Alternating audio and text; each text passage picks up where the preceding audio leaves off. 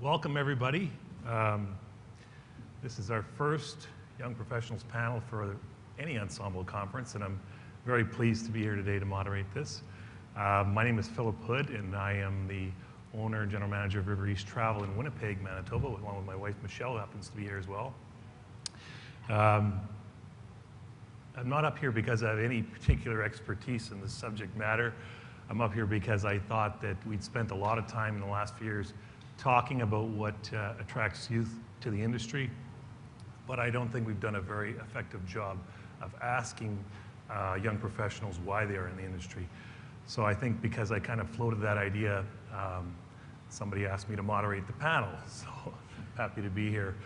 I think one of the really startling facts that somebody gave to me just recently is they did a survey of their agency age, I think 4 years ago, and the average age in the agency was 44 years.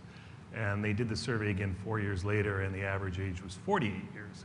So that tells you a little story that perhaps we're not attracting younger people into our industry. I think part of the problem when we do try to sit around and understand what's going on is we don't do, as I said, an effective job of asking young professionals why they would want to be in this industry and how we would go about attracting more young professionals to the industry. This panel, I hope and I want to see as part of a bigger initiative for Ensemble. I think it would be a tragedy if we did this today for an hour and it went nowhere. I think we have to be careful not to pay lip service to this issue. I think it's an extremely important issue to anybody involved in the industry. I think we all know that. And I think it's about time that we spent a little more time working at it and trying to get some concrete measures move forward. One of the things I thought that would be important to note is I think we should congratulate the organizations that all these individuals are involved with for their progressive attitude. They are all integral parts of their organizations, and I think we can learn something from those organizations as to why that is the case. I also want to say that, I think we aren't talking about the future of the travel industry. We're talking about the present. These individuals are presently very active and big contributors to travel. So we're not talking about what are we doing tomorrow. We want to learn about what these guys are doing today and what we can do in our respective organizations to get more people like this excited and involved, and find out what are we doing that's keeping people out? What are we doing that we're not attracting enough young people? So with that, I think what I'll do now is I'll ask the members, starting with Ryan, to just give you a little intro as to who they are and how they got into the industry. My name is Ryan Ranahan. Work for Crown Cruise Vacations in Princeton, New Jersey. I've been involved in the travel industry ever since the age of 13. And currently I'm 24 years old. I do the marketing and the website for our agency. Okay. Hi, everyone. My name is Grace Nia, and I am an outside sales agent and the tech person at Martin's Travel in Los Angeles. And I'm the newbie on the panel. I've been in the industry for less than a year. I'm Ryan McCready. I'm the owner of Moraga Travel in Moraga, California. And my background is in web development and technology, and I sort of stumbled into owning a travel agency and have spent the last couple years figuring it out. My name is James Shearer. My background is from the tourism industry in Scotland, where I grew up in a hotel. I'm now Vice President of Business Development for Travel Masters in Vancouver, and I specialize in the agency in business development, growth for the agency, franchise, that sort of thing. My name is Josette Basso, and I manage the romance division at Montrose Travel. I've been in the industry 7 years now. Joined when I was 24. Everybody here got a very early start, a lot earlier than me in this industry. I love that title, the romance division. I think that's excellent. What I thought I'd do then is I have a few questions so I'm going to just run by the panel, and everybody's going to take their turn to answer them. But we're also going to open it up to questions from you as well, because I'm sure there's probably some things we're not going to cover and some things that you think that you want to get some answers to. So I think the first thing I'm going to start with is a pretty obvious question, but And maybe I'll just keep starting with Ryan on the left, but what attracted you to the travel industry, and really how did you get involved? Well, basically, when I was younger, my father worked for Dow Corporation, which actually used to own Premier Cruises. So back when I was younger, we used to go on the family trips all the time, and I loved traveling and going on cruises. And eventually what happened when I was in high school, or actually junior high school, I said to myself, all right, I want to get a job. And I thought, well, what kind of a job can I get? And I said, well, my brother's friend was, his father was an owner of a fairly big agency. And he said, well, why don't you come and work for me? I said, okay, cool, because it was something that was different, not, you know, work at like McDonald's or something. It was something that I saw. I was like, okay, it's something that maybe I can grow into. And sure enough, within the first 6 months of working there, I really enjoyed it and just started working my way up from just doing things like stacking brochures to then all of a sudden to doing marketing stuff. And it's an interesting industry, and I always just felt like I wanted to, when I got older, I wanted to be involved in something that made people happy. And if, you know, who doesn't like to go on vacation? Who doesn't like to travel? So that's kind of the reason how I started getting into this, and, you know, still being young and enjoying my career, it's nothing else you can really ask for. Thanks, Ryan. For me, I come in with a background in biomedical engineering, and I've been studying engineering since middle school, and it's actually a very isolated and very not social environment. So one day I was working in the lab, and I just kind of freaked out, and I'm like, I can't do this for the rest of my life. You know, I can settle when I'm older. I want to do what I love, and so I quit, and I started traveling a lot, which somehow led me to be the go-to travel planner for all my friends and my family. And actually, at the time, I didn't know that a travel agent, that job actually existed. So I booked everything online for my friends. So I went online, and I kind of tried to find a way to get into the industry.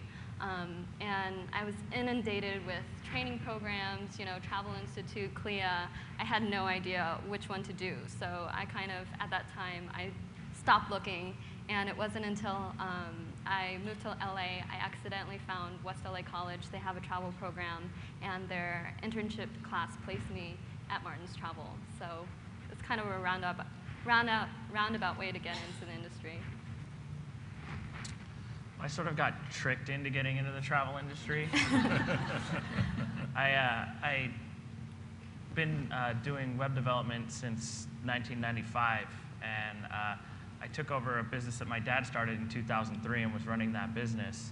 And in 2007, I was approached by a group of gentlemen that had just bought a travel agency, and they wanted to do this travel website product, but they didn't want to pay any money for it. So they told me, well, if you build this thing for us, then we'll give you 20% ownership in this travel agency, which means that you get to travel the world for free. And I was like, well, that sounds great. And so I did it, and the web business ended up never getting off the ground for lots of reasons. But then that part of getting to travel the world for free was they said, well, we're all going to go to this conference in Cancun, and you're going to get this free trip to Cancun and fun in the sun in Mexico for the Ensemble conference in 2007. And then all four of us were going to go. It was going to be this great team bonding experience. Well, so then I arrived in Cancun, and the other three partners systematically all called me and said, oh, I'm not going to make it. So can you make sure to take lots of notes for us and let us know how it is when you get back? And so I've never worked so hard in my life as I did over those like 5 days trying to learn how to pass myself off as a travel agency owner at this conference. But during the course of it, I absolutely fell in love with the business. I fell in love with the suppliers, the destinations. I fell in love with all the people that I met in Ensemble. I made some great friends that I think will be lifelong friends for me, that are still really great friends for me. And I look forward to seeing them every year at conference. And so in 2008, when things started to take a big dive and the other partners in the agency were like, oh, I think we need to close the doors, I said, well, how about I write you a small check and I'll take this agency off of your hands? And that's when I took it over, and the rest is history. I started with more of the tourism hospitality industry through growing up in my mother's hotel in Scotland. And straight out of high school, I started my own company that involved marketing for hotels. That grew to be quite a considerably large company that I enjoyed being a part of and running for 3 years, but one of the things that bothered me a lot is I got to travel all over the UK, especially all over Scotland, but it was always on business in very short periods of time. We had a lot of members of staff, all of which were from all over the world, and I'd always hear about their stories, about where they traveled to and from to get to our place of work, and it left me with a lot of kind of wanting to be in their shoes. And after 3 years of being in the position of running the company, I decided to sell up to my business partner and do some traveling myself, which is what I did. After a year of doing that, I came back to the UK and worked as a consultant on various projects relating to tourism. Same thing happened when I moved to Canada 6 years ago, which also led me to become involved with the company I'm at now, Travel Masters, again as a consultant. But my role there became more and more involved as the years went on, until last year when I joined officially as an employee as a vice president. And I found it to be a really interesting environment for people to work in. There's definitely a different, there's lots of different mindsets of the way the business should be run within our agency, within the industry in general. And there's a lot of problems which I find is great for our company to tackle. And I look forward to kind of hearing what kind of ideas come out of this panel. I've always had a passion for travel. It's not where I started. I was heading towards a child career. It wasn't working. I saw an ad in the paper for Frontier Airlines, and I was there the next day, and I got hired. And I've been in it ever since. I love it. I took a job with Crystal. I was a reservation agent, and as a result, I talked to travel agents all day. And I was like, hey, I can do this job. So I started going out and looking for a position, and it was intimidating at first. You don't see a lot of young people in there, and going into offices to interview and being told you don't have the experience and maybe next time. So Montrose took a chance on me, and here I am. I'm now managing the romance division, and I love it. Excellent. I think when you hang around these people for a while, we had a really good chance to have a call just a few weeks ago before leading up to the conference, is that you quickly realize that these individuals are in the travel industry because they want to be. They have other choices. They've made choices to be here. And I think that's really important. And I think that's why we can learn from them. They're here because they want to be in it, and they want to see it succeed. So we really have to figure out how is it we can get them to want to keep staying here, how they can succeed, how we can keep the doors open for them and bring more people in like that. I think one of the things that we'd probably all like to know is what are the advantages that you feel that your relative youth brings to the table in the travel industry? I'll start with you. Okay. Well, with my niche, which is destination weddings, honeymoons, I generally work with a younger clientele. And that's another struggle our industry has, is a lot of young people don't know travel agents are out there. So it's great to get the message out to the young people. My team works several bridal shows throughout the year. And so that's where I get to kind of have my opportunity to stand there and explain what I do, why they should never book their honeymoon online, and what I can provide for them. And it's getting that message out to the youth, and I think that's a big thing that we bring. So I would have to say that's one big thing for me. I think for me, in more of a management role than selling travel, it's a different sort of perspective that I can bring to our team, and a different kind of approach. Whenever we're faced with a challenge or a problem, we all kind of sit around a table and discuss ways to tackle it. And I think the age diversity is beneficial, whether it's older or younger or whatever. It's definitely an advantage when it comes to the problem tackling. There's also, as Josette mentioned, about the way that if you're interacting with other people, people feel more comfortable dealing with others in their same age group. So for us, we have agents of different ages, and their clients kind of mimic the age group as well.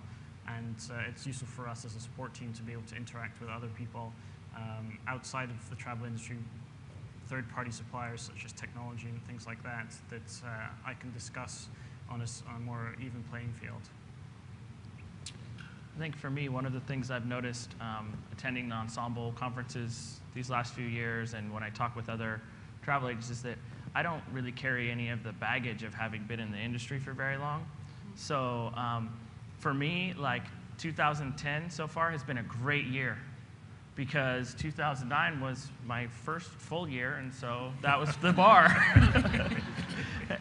And so, you know, I'll sit in some of these meetings and people talk about, oh, you know, when we were getting commissions from the airlines, or when there was this or when there was that. Well, I don't know any different than what it is now, so all of my business model, that's where it starts, and then I'm just sort of adapting from there, and I think that's been a big advantage for us. Okay, as another seller of travel, I agree with Josette. Being able to communicate with other people in our generation, bring them in, and having them use travel agents, I think is an advantage that we have. From a technology side, it's really how we communicate. It's not over the phone. It's through text messaging or an email and Facebook. And I have several clients that I've never talked to on the phone before. Like, the whole trip was planned online. And so being able to do that is a huge advantage, because you're getting this new generation that's going to book with you continually. I was going to say that, you know, I think a lot of younger people, we really do kind of provide a different perspective on the industry, especially as the cruise lines are now adapting to today's times too, where some vendors don't even have brochures anymore. It's all online. And by us being younger, sometimes other people don't want to adapt with the change, and the vendors are going to change regardless. So getting us involved in being here together, it's really a win-win situation. And I mean, that's really what it comes down to. I think what you hear now is that these individuals operate in here and now. They don't operate in 1995 or 2001 or what happened back then. We've had a chance to discuss this, and they operate in where can we make money today? Now, where can't we make money anymore on a certain product? And that's very refreshing. One of the interesting things, sidebars, is they organized a meeting before we came here, or while we were at the conference. The only one that didn't figure it out was me, because they did it on Facebook. So, you know, they're all like a couple of degrees ahead of me here. So I'm going to go for the big one now. It is, I think, probably what a lot of us are looking to get an answer on. And I know it's going to be a complicated answer, but we'll give it a shot anyways.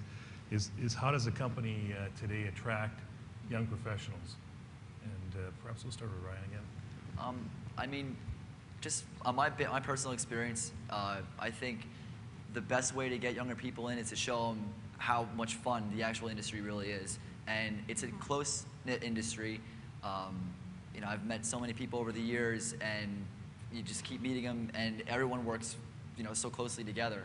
And it's a nice community that we have, being involved in the travel industry. And it's just, if people can really grasp, you know, and understand how much fun it really is, because who wants to be, you know, looking at a computer all day long, entering numbers in, doing that kind of stuff, rather than going, okay, well, here's how you're going to have fun over the next 2 weeks on your vacation.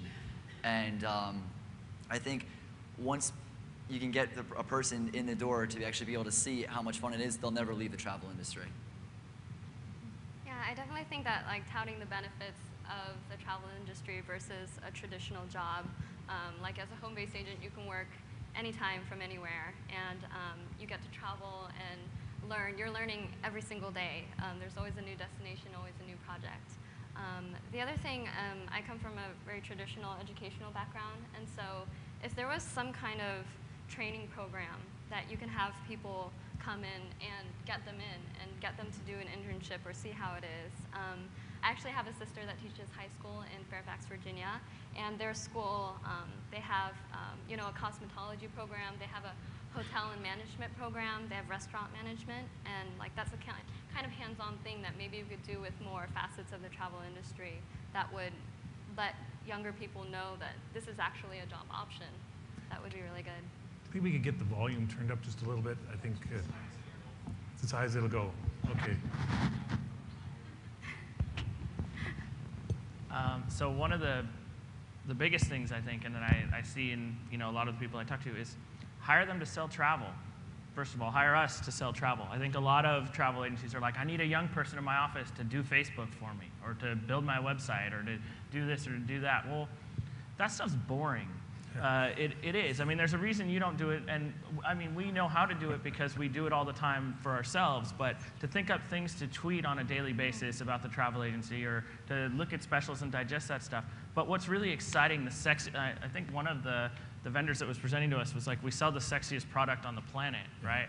And I think also you take advantage of young people that are getting in the business. They have a thirst for knowledge. They want to learn. Send them on fam trips. When they get in, I went on a fam to Jamaica through the Young Professional Society of ASTA last April, I think it was. And it was hard work. It was 5 days. I think we saw like 30-something properties. And, but it was great. I mean, we were all taking notes. We were all taking pictures. We were all blogging about it.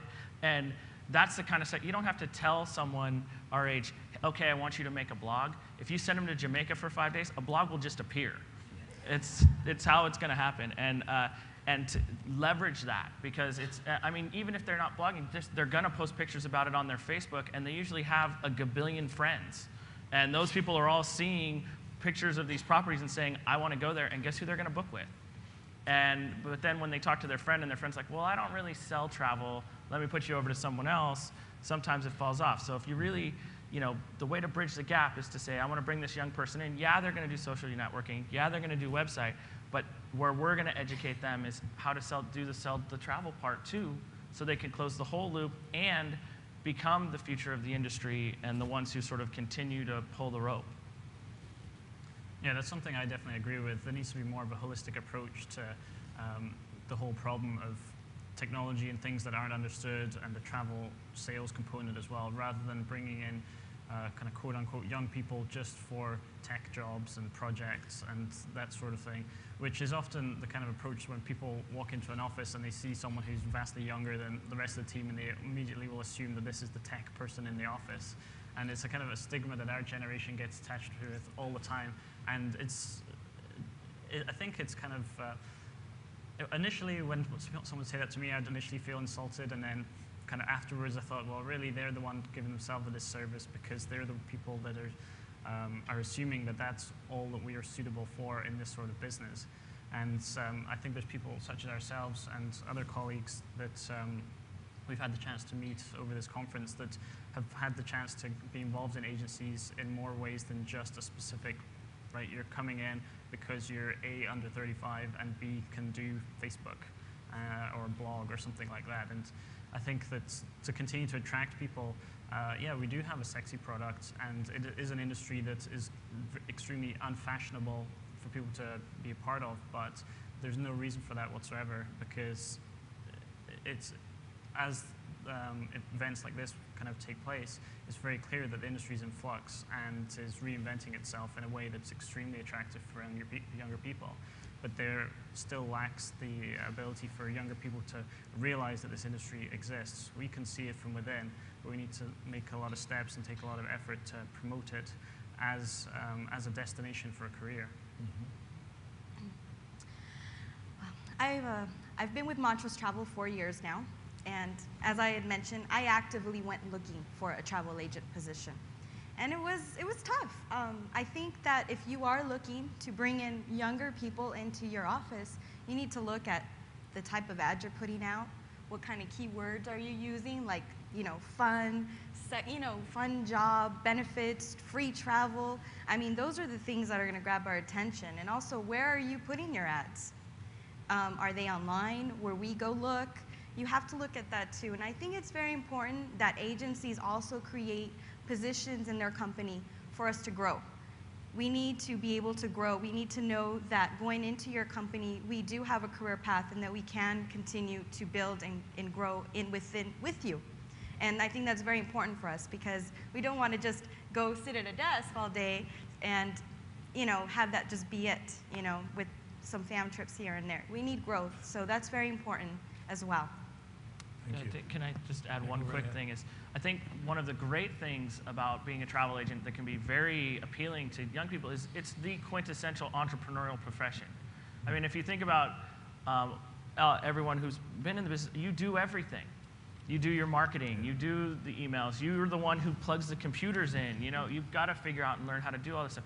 That's very, very attractive to young people. We don't like to be put into a box. And even, you know, people younger than me, if I think of like my brother who's a sophomore in college right now, like he can't stand a job where they tell him, okay, you're going to connect from A to B all day and that's what you're going to do. He wants something where he's given the freedom where they say, okay, here's the output we want, you figure out how to get it there, and he gets to do the whole thing. And our profession is perfect for that. Absolutely. I was struck by doing in our roundtable sessions yesterday and today by how many young professionals there were with the vendors. How many young professionals came to our tables, and they were in very good positions, sales directors, that sort of thing. And it was striking to see that on one side of the table and maybe not so much on the other side of the table. And so that kind of bridges into my next question, which is, do you think maybe that that we have consciously or unconsciously put up barriers in our industry to attracting you or to giving you the ability to get involved and do things? No, not at all. I think that the industry is starting to embrace us more and more. They are looking for us to come in and to create, you know, marketing on Facebook or viral marketing, you know, which is big now. So I think they're looking for us more and embracing us more, and that feels good. You know, that's a positive thing. Yeah, I agree. I don't think there's any specific barriers. There may be from one agency to another, but I don't think as an industry there is. But I think there is this gap that maybe there's not a barrier there, but there's a bit of a chasm that people at our age aren't making the connection, and that's changing for sure. But it is kind of interesting, as Philip pointed out, which is something I noticed too, is that the people we all work with, our suppliers, are more in our age group than the people that we work with in our office. And so that kind of says a lot, because it also comes down to, as these suppliers are rolling out products and services, they're presenting, and I'm sitting here, or sitting in meetings in our office, hearing the same story over and over again, and it's primarily because they're selling the future of selling their product in a way that is not connecting with the agents who are more interested in selling that product the old school way. So I think that's something that perhaps the suppliers are catching up with the rest of the world and moving ahead of us as agents. And we have to be very careful of that, we don't kind of lose touch with the suppliers, which really does enable the suppliers to then go directly to the customer as opposed to through somebody such as ourselves. And that's one of the things that's going to attract the consumer to the supplier direct, is if they're talking the same language. So we have to be mindful of that, and I think that that's one of the things that is definitely a disconnect. I think there is a bit of a subconscious barrier. And not so much into say, oh, that person's too young to be in the business, but almost into changing our job description. There's a big difference between being a doer and being a teacher. And when you're in a job that's sort of become generationally homogenous, you're used to everyone dealing with a certain level of experience. And so then you lose tolerance for people that lack that experience. And I've seen it in lots of things. I've seen it in tech, but it can definitely be very true in travel, to have someone ask you questions that you think should be common knowledge that you should just go figure out, and you're too busy because you've got 18 trips to book and you've got all this stuff to do. It sort of takes a strategic shift in your company to say, okay, I want to actually look at managing something that's going to grow in the long run instead of booking as much travel as I can today myself. And I think that's kind of the biggest barrier, because it takes work to bring in someone who's totally green to the industry. But the problem is being a travel agent is very much a trade. The only way you learn it is on-the-job training with a mentor. You can't learn it out of a book, at a school, with a class. There's all sorts of certification programs. You can go through that, and still you could spend a year and a half in school, and your first day on the job, you're going to be totally in over your head if you don't have someone who knows what they're doing there sitting next to you going, don't worry, it's not the end of the world if you book the flight to the wrong airport. We can just change it like this, and it's all fixed. And that safety net needs to be there in order to gain comfort and confidence to move up in the industry. For me, there was I guess, a barrier of just getting in to the industry because I didn't know anybody in the industry or have any connections, and it wasn't like a job that I was aspiring to do, and I knew how to get there. So that was kind of a barrier of just getting into the door, of finding some way to get in.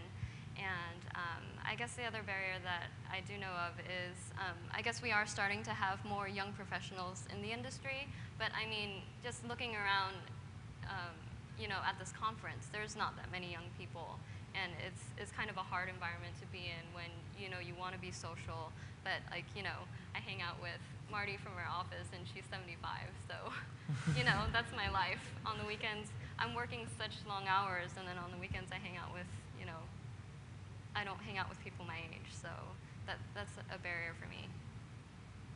I mean, like barrier-wise, I think it could be a little bit sometimes, only because some people look at us and just be like, okay, well, this person's manager of whatever department.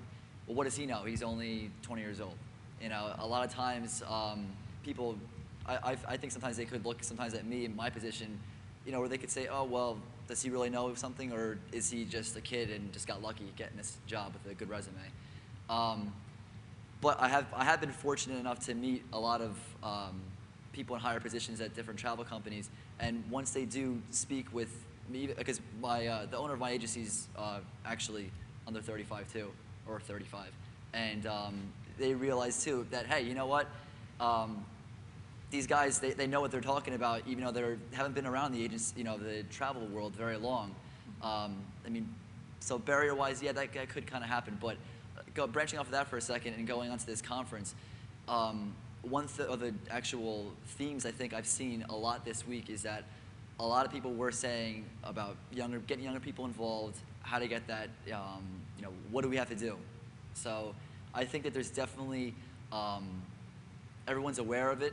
And it's good that we're having this panel and everyone's come over here to see us.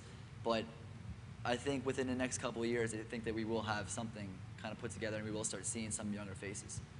Thank you. I think now would be a good time to open it up to any questions from the floor. If anybody has any questions, and what I'll try to do is repeat them. I'll start right over here.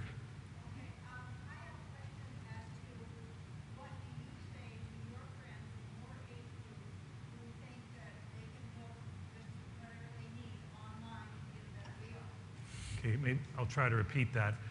The question is, what does the panel members say to their friends who think they can book online? And what was the rest of it? What do you say to your friends who think that they can book anything they want online and get a better deal? And get a better deal. Okay. Anybody want to tackle that one? Okay. Yeah, I can. Well, for me, I was one of them. I booked everything online, and all of my friends do right now as well.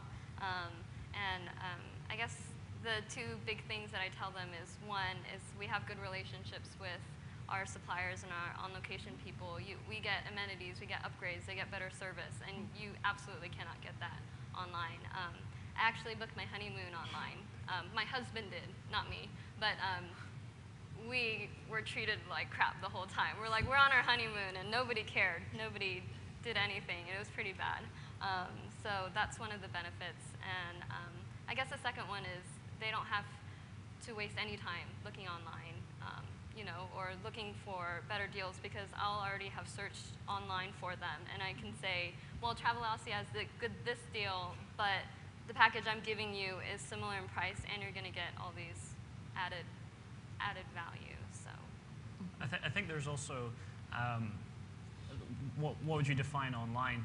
I think a lot of my friends who use our agency do all of their booking online too. And I'm not talking about online reservations, but all the communication is carried out online. And that's certainly a big difference. We can conduct our business online without saying online is Expedia or Travelocity, and there's nothing in between.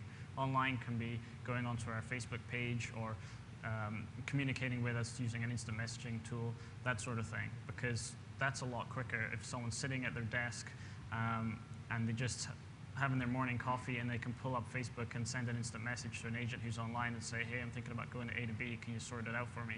Well, that's a lot quicker than making a phone call, walking into an agency, or even trying to do it yourself with Expedia. So a lot of it comes down to what would you even define as online. And I think I kind of find that it's I try to avoid at all costs getting into that debate. Because I find that as soon as they say, well, why shouldn't I book online myself? No, it doesn't matter what you say. They're going to want to prove themselves right. What I try to do is I just be patient. And I wait till there's an opportunity, because they're my friends, right? And they're on Facebook, you know, I have 300 and something friends that I can see when they're doing stuff all the time.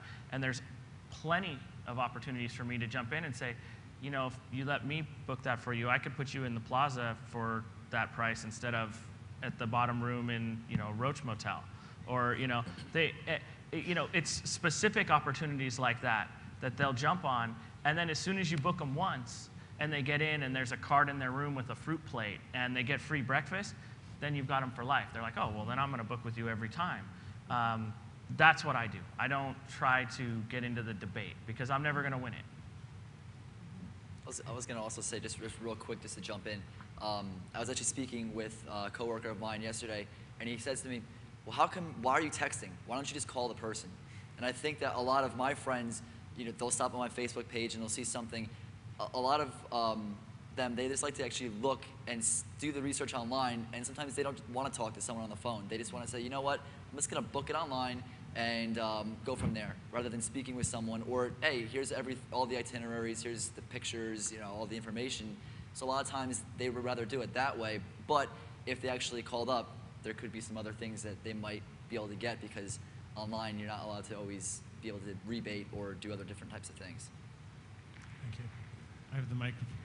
Is it on? Daryl? Is it on? It's a question for everybody on the panel. How do your friends view what you do? They're jealous. I was going to say the same thing. They're so jealous where they see our pictures. I know I've been to Tahiti this year. Last year, I feel like I went all over the Caribbean. We're here in Orlando. I was with Grace last night, and she put on her Facebook, Epcot After Hours, the benefits of my job. So they're jealous. They actually admire what we do.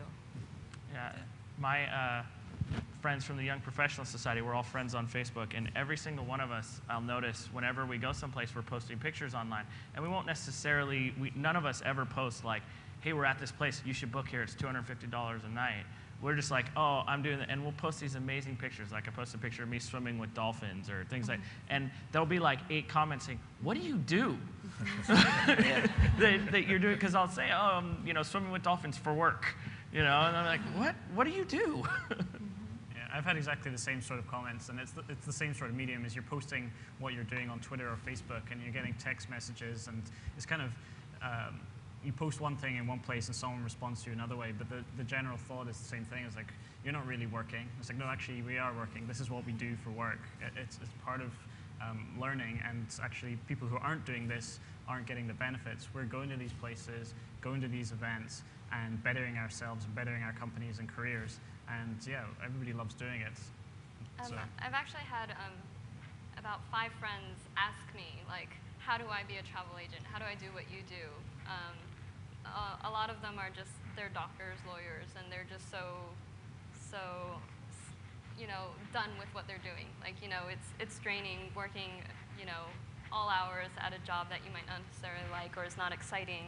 And so, you know, all of them have been asking me, like, how do I get into the industry? What am I going to do to, you know, do what you're doing? So.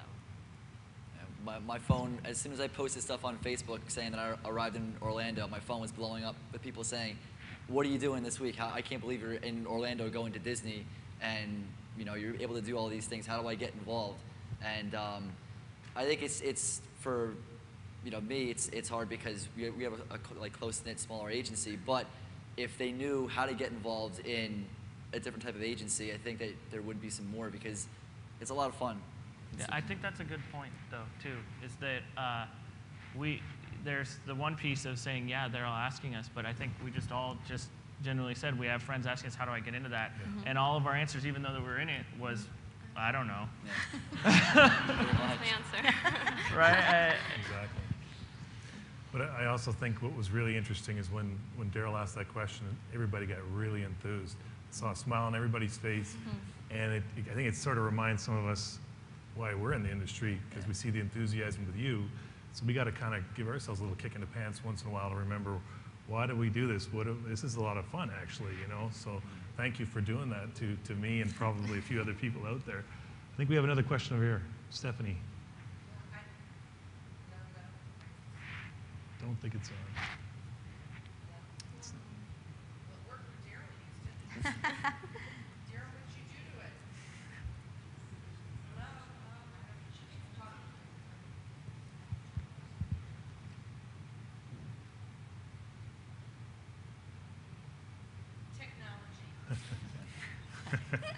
Do you want one of us to fix it for you?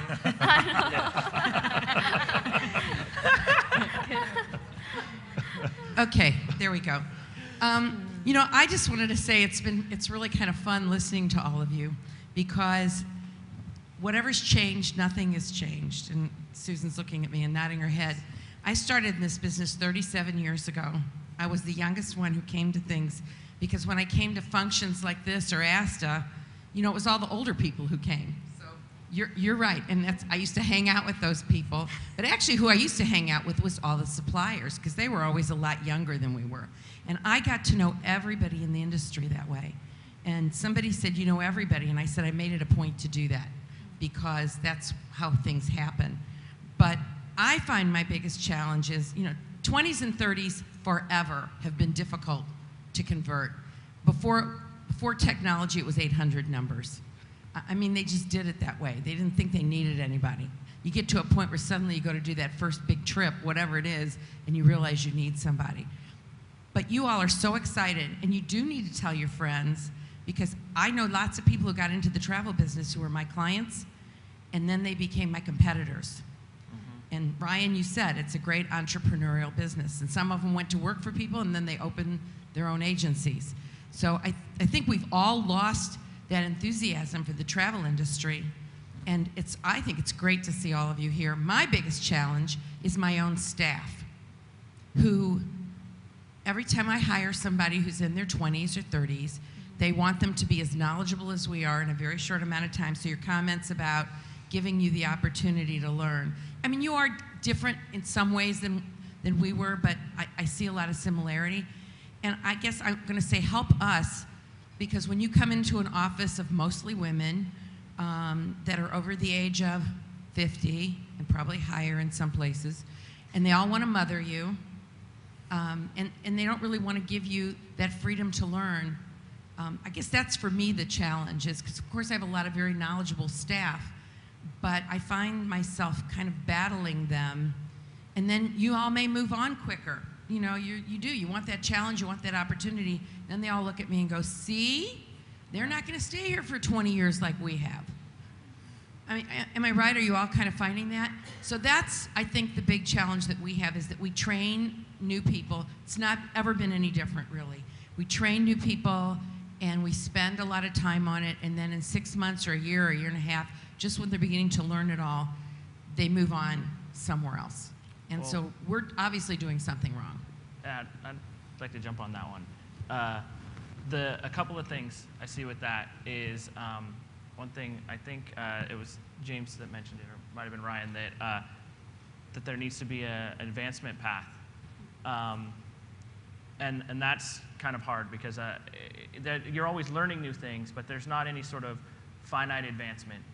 But the other thing is, and I think this is part of that big chasm, is that millennials especially work very differently from other generations, which it's a good thing for travel business, but we don't necessarily see it as a good thing. They're not going to crank from 9 to 5, hammer the phones, hammer the computers. They're going to look like they're screwing around. But the thing that they're going to do is they work 24 hours a day, literally. They're always on their phones, they're always texting, they're always emailing, they're always on Facebook. And if you embrace that and you realize, I don't need to force them into my box of, well, if you're at your desk at the travel agency, you shouldn't be on Facebook, or you shouldn't be, if you're on Facebook, you need to be posting specials. You can't be commenting on your friends' photos of their baby or whatever. But if you realize that work life and personal life are just intermingled for millennials and take advantage of that, that's actually great in the travel industry, because the thing is people don't decide they want to go on a trip between 9 and 5 Monday through Friday. They decide at 1 in the morning when they stumble across the only thing on TV is a special on Hawaii on the Travel Channel, and they're like, oh God, I'm going to post on Facebook, I dream of going to Hawaii. And lo and behold, Grace happens to be sitting surfing Facebook at 1 in the morning, and she gets right back with a comment saying, hey, I can help you go to Hawaii. You can't do that with the traditional model of we work between 9 and 5. And so if you embrace that and you allow that kind of flexibility, young people will stay with you, because that's hard to find for millennials in any job, not just travel, any profession, even in things that are traditionally young like tech or whatever. They can't find that flexibility where people say, all right, well, you sort of work when you work. Yeah, that's definitely a question that anybody in any industry needs to ask themselves, is if they bring somebody in, regardless of their age and their experience and the reason why they entered that career or that job position, if there's a churn rate that's not acceptable to the employer, it's, well, how do you tackle that? It's not, oh, this is the wrong sort of employee or whatever. Perhaps it's just a general look that needs to be taken and said, right, I keep losing people that are really great. They learn everything and then they move on. And yeah, perhaps it's a progression, and it doesn't necessarily need to be moving up the ranks or pay. There's a lot bigger things that incentivize younger generations than cash in their pocket. And there's a lot of things in this industry that can be used for that. So that's a general question that any employer should ask themselves if there's a churn rate that they don't find acceptable. Again, I think it, like you said, they want the challenge. They want to keep moving on. They want to keep growing. And so I think in the agency, you need to provide that type of, continuous excitement. I know that I've been able to come into my office and get my ladies on Facebook and get them on Google, and I love it. I was telling these guys the other day, one of my agents was on the phone talking to a bride that she's doing a destination wedding for, and they were talking about drinks. And she's telling her the ingredients for the drink. And some of the agents kind of snickered, oh, what is she, a bartender now? And I said, that's called Google, baby. Because that's what she learned. She learned how to Google, and she's all over it. And I love being able to bring that in and to share that with them. And it kind of revitalizes me that I'm able to give that to them and to provide that to them. And then I learn from them. So it's a back and forth. And I think, that should help with, the older and the younger, is learning from each other and being able to give your younger ones continuous challenges and giving them projects that they can achieve and feel good about, and I think it's also important to talk to some of the people on the other side. That, for instance, Susan Tansman, how did she create an environment where, Grace, you feel like you can accomplish things, where you can be successful, where your contributions are wanted? And Montrose Travel, that created a welcoming place as well. We can talk to the people at that end and say, what did you do differently than maybe what we're doing differently? I think that's important. I think, Daryl, we got a question. We got a question in the back. Yeah. Hello. It's on. I think the first thing, sitting here, I'm the lucky one who has Ryan working for me. I sit and look around my office and feel like, oh, we don't have that big of an issue with young people. Better than half the people in my office are under 35. But saying that, I was trying to think of, okay, well, what's bringing them in? What are they doing? And those types of things. And I know personally, when I'm looking for personality, okay? Looking at you guys up there, it's all about your personality. I mean, you could see the energy in you guys, and that's what I look for when bringing someone into the business. My biggest question is, and it seems to be part of an issue up there, is while better than half the people in my office are under 35, not a single one of them sell travel. They do everything else, okay? My biggest problem is, okay, everyone else is 55, 50, 60, 65. Now what are we going to do? Okay, that's what, maybe you can give some insight into, moving some people from the technology side, from the marketing side, to actually selling travel, wanting to be the travel agent. Well, I sell travel. I've been selling travel since I got hired with Montrose Travel, and I love it. It's my passion. I love putting together dream trips for couples, and I enjoy it. I really do. I love going to bridal shows, and I love giving my pitch to my friends as well as to a bride who doesn't even know that travel agents exist, what I do, why I do it, what I can do for them. For me, it's just a personal passion. And I think for a lot of us it's passion, but if you have someone that needs to find their passion in selling travel, maybe if you give them some flexibility in finding a niche within the travel industry, there's so many different things that they could do that, like, if they find what they're really passionate about, then they'll be willing to spend the time to, gain experience and sell travel to other people. So that might be a good thing. I was going to say, actually, maybe something kind of maybe thinking a little bit kind of outside of the box, because, I mean, I've never heard of anyone doing this before, but maybe something like, kids, when they're graduating college, they go to the job fairs. Maybe if instead of someone working for like Johnson & Johnson or another type of company where they would be in sales, well, what if a couple travel agencies were there to maybe recruit younger kids coming out of college? Just because you're selling things for Johnson & Johnson, well, why can't you sell a celebrity cruise? It's the same.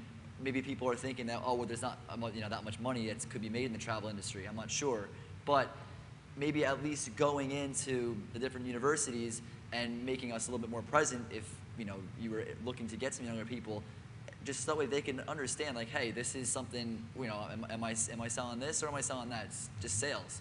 So yeah, well, for me too, I think so my younger brother is a sophomore in college. He works at the Apple store, and he went through a vigorous interview process to get a job there. And the funny thing about working at the Apple store is there's no training program when they hire you. They actually, when they interview you, they want to know how much you already know about Apple products. They expect you to self-train before they hire you.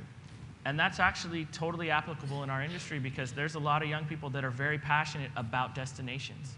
I know people that have traveled like to India 3 times already, but they would never even consider being a travel agent. That person would be a wonderful travel agent because they already have this breadth of knowledge. The other thing that passion would help with is it's hard to do the day-to-day business of booking travel for a younger person because the processes are inefficient. The technology is old and kind of foreign. There's a lot of things that are unfamiliar to them. So it's like, hey, I want you to sit down and do this job, but before you do it, you need to learn Latin.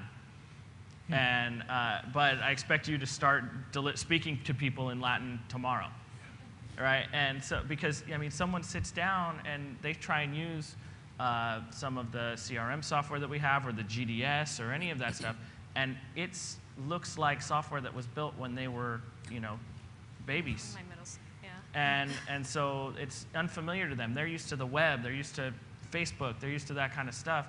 And so you need to give them a reason to push through and push past that and say, okay, I'm going to learn this stuff because in exchange for that, I get to go to India an extra time a year, and I get to talk to people about this destination that I'm passionate about.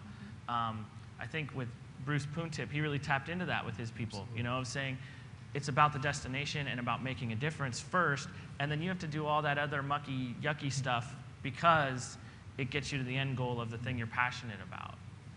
Yeah, absolutely. I think it's also something that agency owners need to identify truly.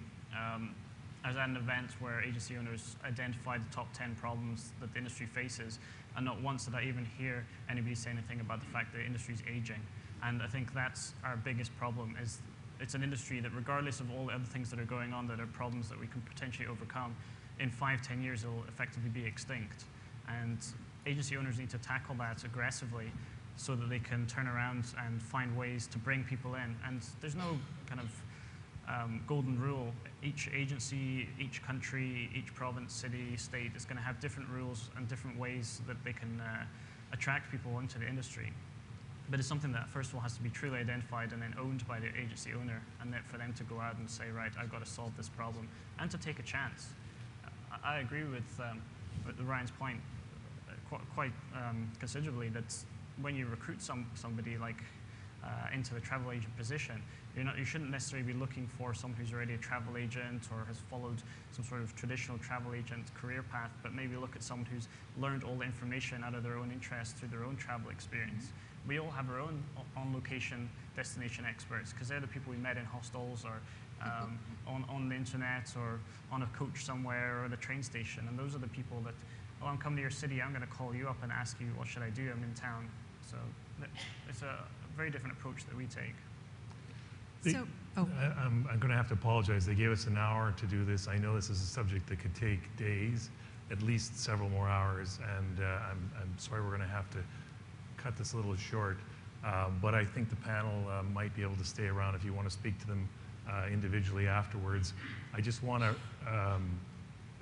wrap this up by saying I think we made although it's only an hour, I think we made a really important step forward here. And I'm going to go out a bit on a limb and say that I think that Ensemble could do a world of good by doing some kind of advisory council, some kind with young professionals like this on a continuing basis. And I know there's organizations such as ACT. I know Jacqueline Jameson, the chair of ACTA from Canada's in the front row here. And I know ASTA have also had initiatives to do more about attracting young professionals. And I think Ensemble could tap into some of that and work on some of that. So I just want to sincerely thank this panel for making the time, the volunteer time to come out. I think it's been an excellent process, and thank you very much. Thank you.